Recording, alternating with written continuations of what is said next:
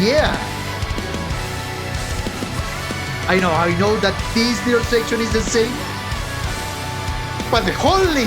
I was completely mistaken about this song. So it's been a year since I uploaded a video reacting to all the boss themes from Sonic Frontiers. And I gotta tell you that even until this very same day, I keep getting comments requesting me to react to the revisited version of I'm Here. And you know what?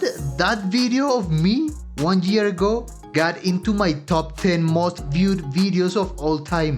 Wait, it's actually the 11th. Well, it's in the top 11 most viewed videos of my channel. And I'm really thankful for that, guys. So if this thing is important for you, it is important indeed. Also, I just listened to the song, to the original one, 3 times in a row because I suspect there will be no change at all. It seems it is only a different singer, but if there is any difference in the music, you bet I will catch on that shit. Let's get into this.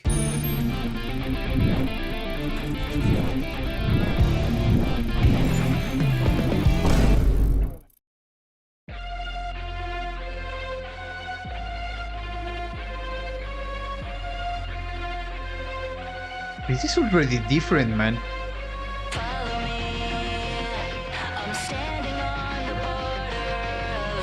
I kind of like it, actually.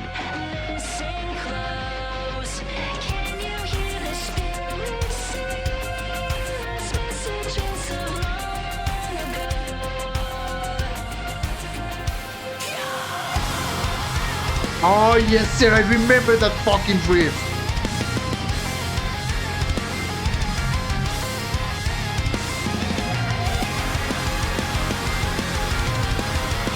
And the Caribbean clubbing. Well, of course I remember to this fucking riff, bro. Of course, I listened to it like 5 minutes ago. But hey, I really fancy this because the introduction is already a little bit different, even in an instrumental aspect, because in the original one we had a piano and the introduction dynamics, they were much lower. You know, we had these piano arpeggios playing very elegantly and eloquently, and that gave this sense of mystery to the song. But here is different. We start with some distorted guitars with some cut frequency, and that works because it is still not a high dynamics resource, you know, it's not high on intention nor volume, but it's definitely higher than the piano on the original one. And I dig that so much because I guess that when you heard the original I'm Here, you are indeed new to this freaking game. So there's a little bit of anticipation and sense of expectation. But since this is a DLC,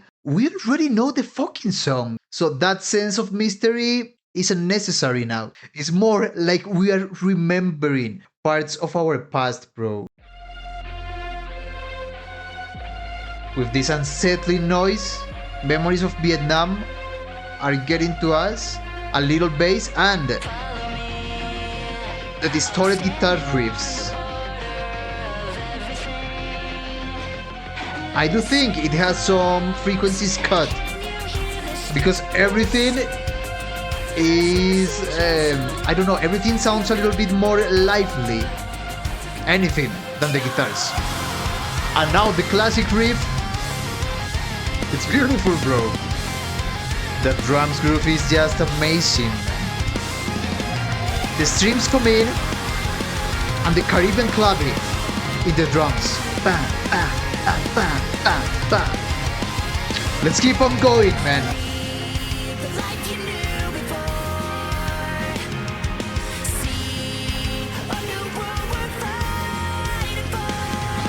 That's interesting.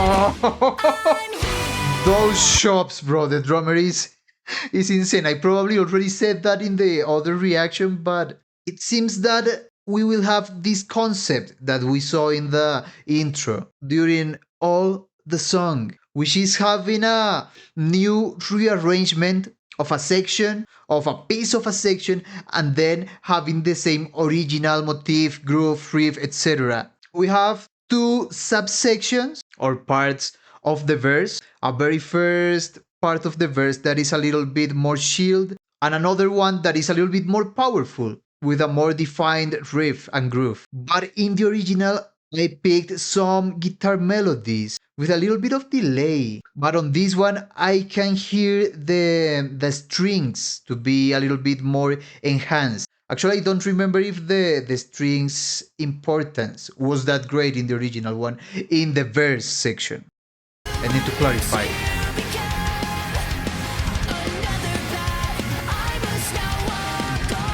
Lovely how the strings support the melody from the vocalist. This is the vocalist from other boss themes, right?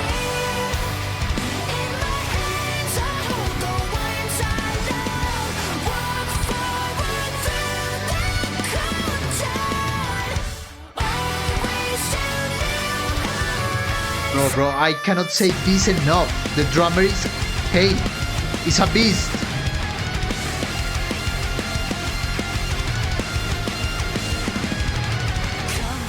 Okay, let me finish the idea here. Everything the drummer does is so on point, is so accurate, but so tasty. This guy is the definition of in the pocket playing, and at the same time, well, it might be a little bit hasty to call it virtuoso playing, but he plays a lot of things with such taste. I love that.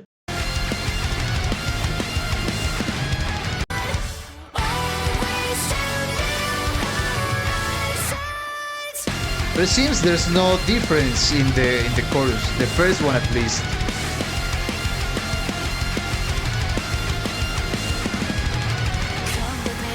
Second verse, here we go.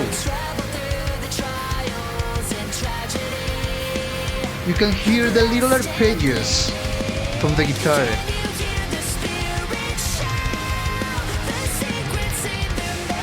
Now it's more about the lower notes on a more riffish guitar. Well, it's legitimately a riff.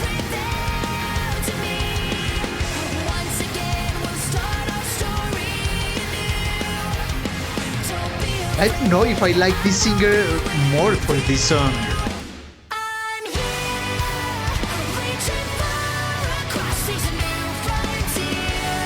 Also, it brings a different vibe, I would say.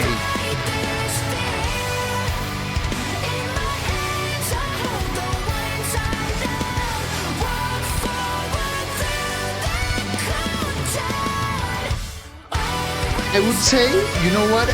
I would say that conceptually, this singer sounds more epic. But the male one, I'm sorry if I'm mistaken or confusing genders here, but the other one sounded more epic because of his vocal register. Because I feel that this one, being a little bit thinner, loses a little bit of strength. It's subjective. If you think differently, you know what?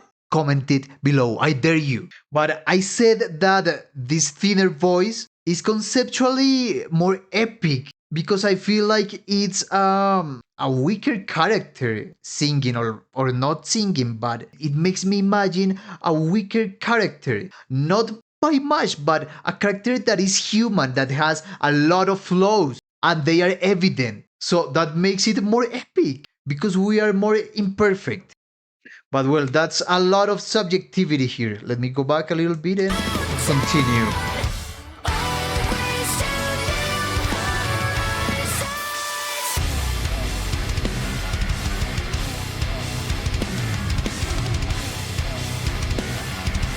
Oh, that freaking riff, man.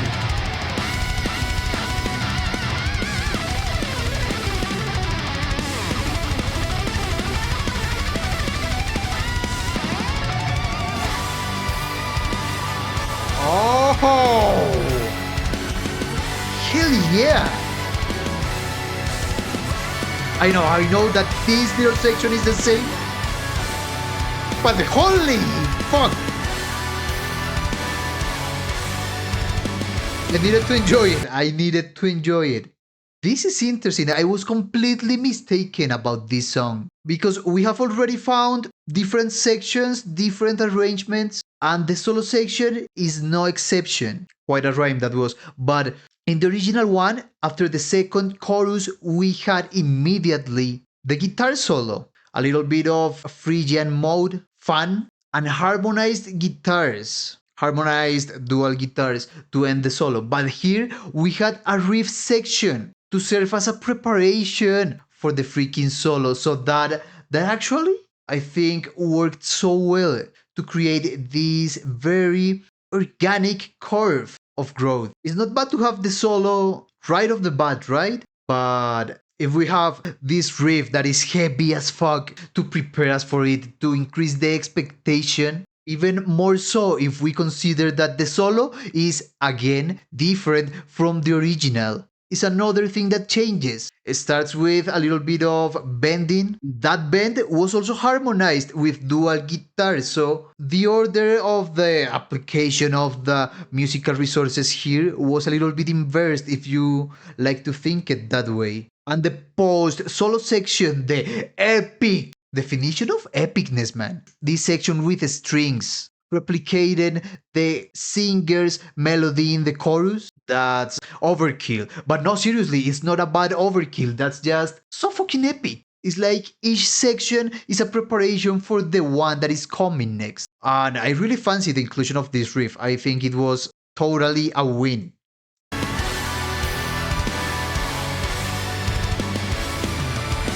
Standing here, the way ahead's becoming clear. All across these new frontiers. I think this was the same on the original because it sounded quite quite poppy. Not poppy, a baby dog, but poppish.